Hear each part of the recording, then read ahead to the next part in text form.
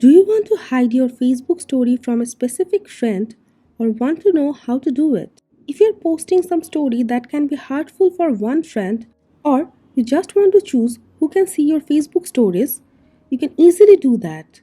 In this video, we will show you the step-by-step process to hide Facebook stories from specific person on iPhone.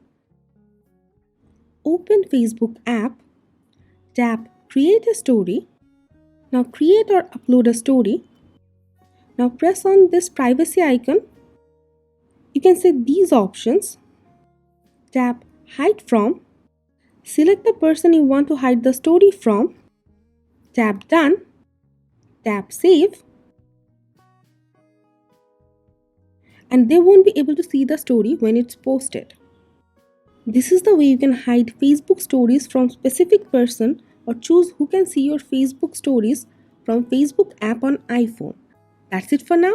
If you have any query on the topic, let us know in the comment box. Thank you.